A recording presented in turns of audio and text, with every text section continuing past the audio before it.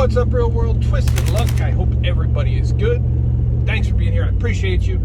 So in just a couple minutes, I'm going to show you, we got some new samples of dust, and I am going to show you the clearest examples, I believe, of this magnetism issue that we're seeing that I've gotten on video yet. So we're going to get to that in just a minute. But first, I want to talk about something. I want to revisit these helicopters. And this whole scenario of the dust and everything. So if you remember, if you watched all of those videos, when this first started, there were reports all over the country of this weird dust falling in different parts and hazy skies and all of these things. And then even some people saying dust falling from aircraft, and videos of military-looking helicopters flying low, leaving some sort of trail behind them. And that was at the same time that I noticed hazy skies here, freshly detailed vehicles coated in some sort of dust, and I started looking into it. That's how this all started. So that was, I don't know, about 2 weeks ago now, and day before yesterday, or was it yesterday? I don't remember. It was within the past couple of days. It was the day before yesterday that I was waiting to film that rocket launch, and this small swarm of military-looking helicopters flew by very low. And I thought it was weird. I showed you the video of it. But let's look at this video again right now. Look at this video and pay attention behind the helicopters, and look closely the second helicopter. And when it reaches the blue sky behind it is when you can see it better. And you might have to look closely, not zoomed in super far, because we've seen full zoom there, unfortunately. But you see that trail that's behind the helicopters? You can see it against the white clouds too, but it's there. Now, I somehow didn't notice this at first. My wife had pointed out on one of the videos that it looked like a trail behind it when it went by, and I didn't notice it. And in the other video, I can see it too. So I'm looking at both of these videos here, just so you can, look behind them and see for yourself what I'm seeing. There is definitely some sort of trail being left behind them. And for one, I was amazed. How did I not look for this the other day in my own video? And it's not super easy to see. But then obviously that reminds me of these first videos I saw.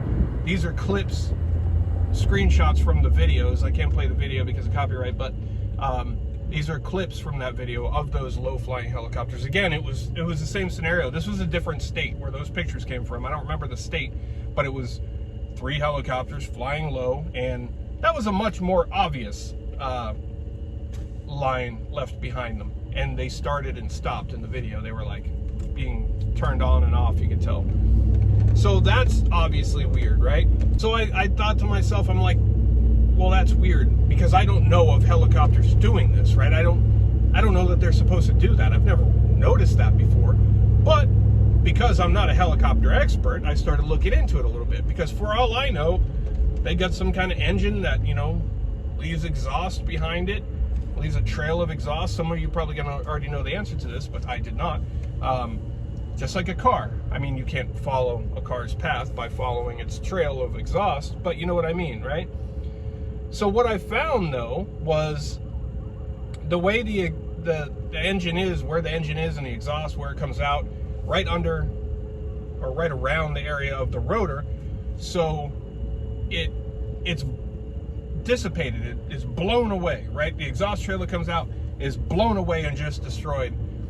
So what I found was that officially seeing a trail behind a helicopter is not even possible. They don't do it. No helicopters do this, according to they, right? So again, I'm not an expert, but that does make sense. So given that information, what the hell are we seeing behind the helicopters? Right? What is that behind the helicopters?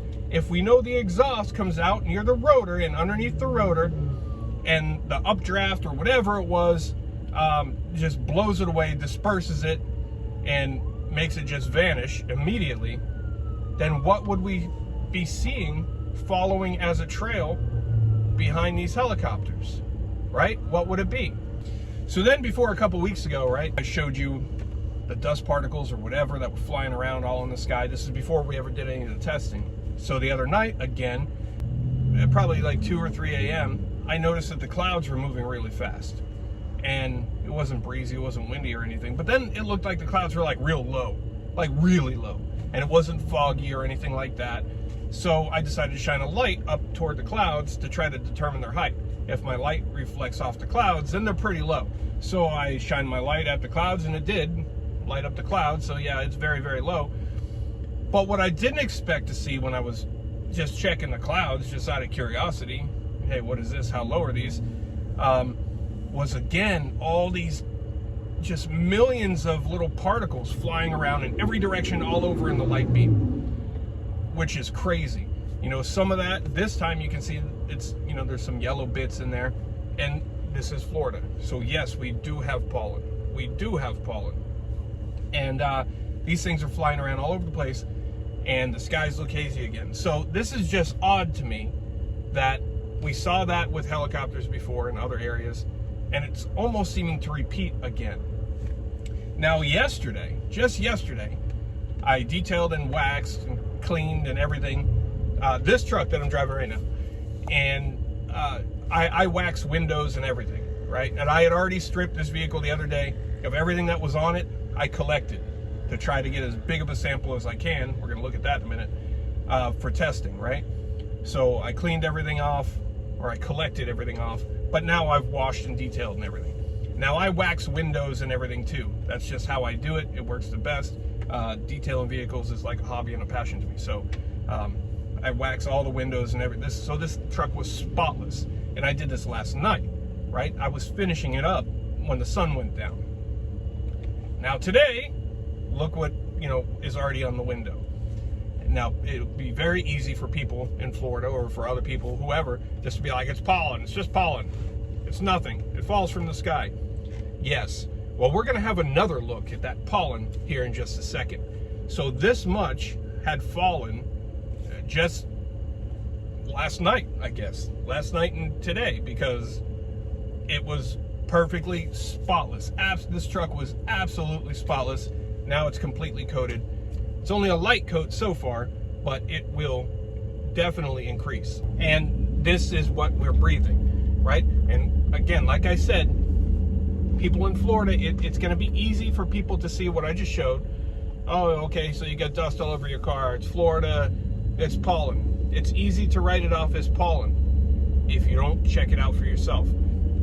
There's likely pollen in there, but pollen, I can say it over and over and over. We still can't do that thing with the horse in the water, with his head under the water. Pollen isn't magnetic. Pollen, beat a dead horse and drag a horse to water. Huh, or lead a horse to water. Sometimes it seems like dragging a horse to water. I just realized that's weird. Why is it all horse references? Because they're stubborn horses. But anyway, so it's in our air. Pollen is not magnetic. So the other day, I had a potential lab to test this. They needed a lot. They needed 2 grams. So I said I better get to work and collect as much as I can. So that's what I did. I was collecting the hell out of it. I was getting every bit off of this truck as I could get. And I got a good amount. Now, honestly, I knew that some pollen was falling too. And I can see that this stuff doesn't look as black anymore. It looks like dark green, which is telling me there's some pollen in there, right? Pollen and some black. Yellow and black are gonna make a dark green. So as I collected it, and I got quite a bit, unfortunately still not 2 grams, but I got quite a bit. But I started thinking, you know, this may not be magnetic. Maybe this was a one-time thing, not a one-time thing, but maybe it's not all the time. And what I'm collecting here might be primarily pollen, and maybe we won't see anything magnetic in here. And I'll show it to you regardless, right? I'm gonna show it to you no matter what, whether I find it or I don't find it. because that's what I'm gonna do. I'm not gonna only show you, only what I want, you know, because I don't want our air to be magnetic. I want, you know, I want to be wrong about everything that we talk about, everything we guess, everything we see. I wish it was something else. So I collected it with hopes that maybe I'm gonna find not all the time magnetic things in our air. So I collected it, and I honestly didn't test it right away. I didn't test it until yesterday. And what I found was pretty shocking.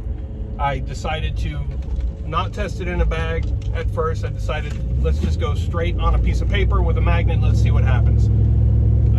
I shouldn't be shocked, but let's take a look. All right, so what we're looking at is actually the third sample that I've collected. The third and newest, and I didn't know what was going to happen here.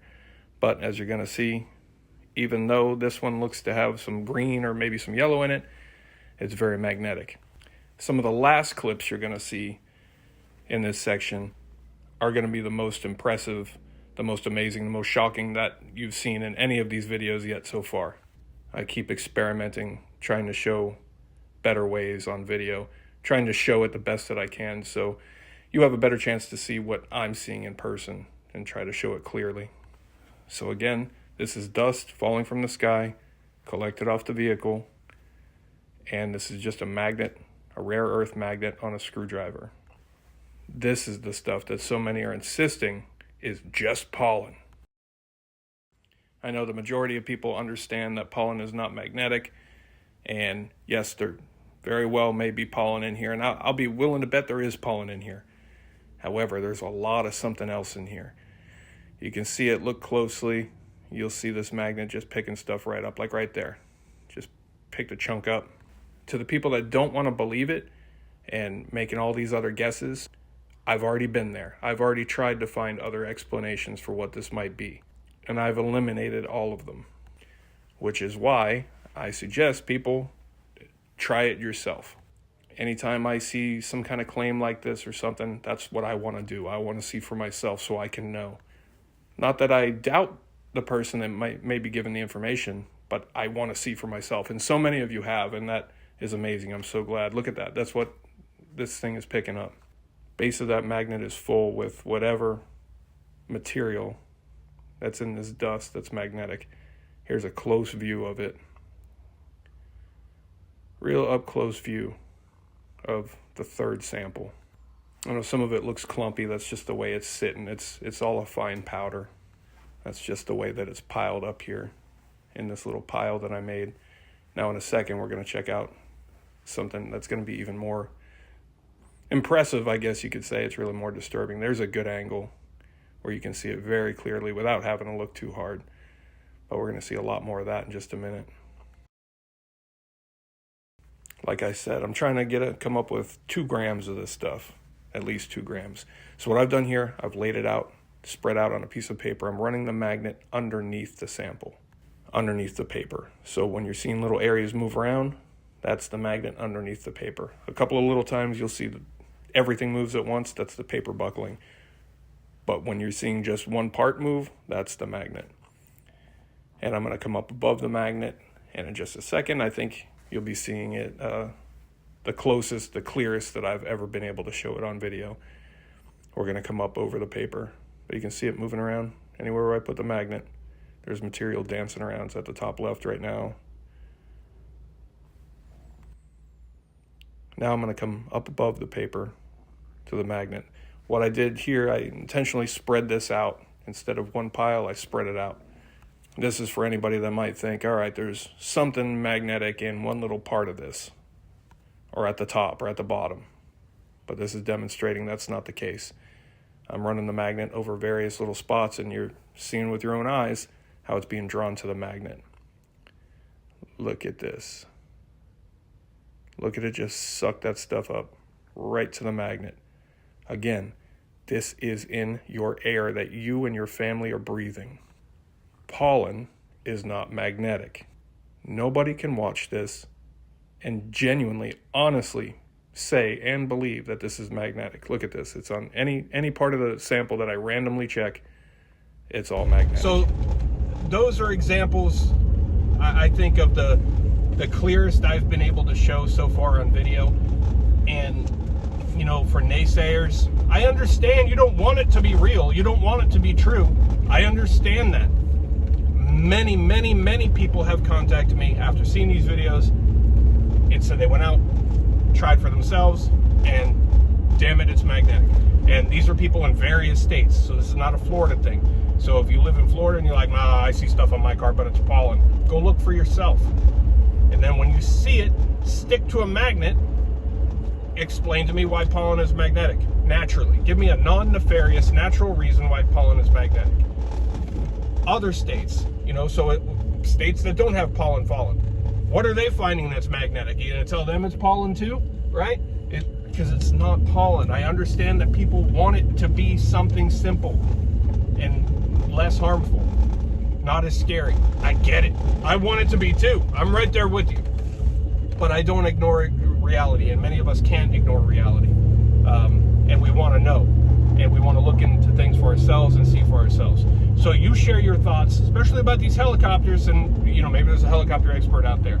Maybe this is something simple. I don't know. But from what I researched, it's saying that you should not ever even see a trail behind any helicopter because of the design. It just doesn't happen. So what is leaving those trails?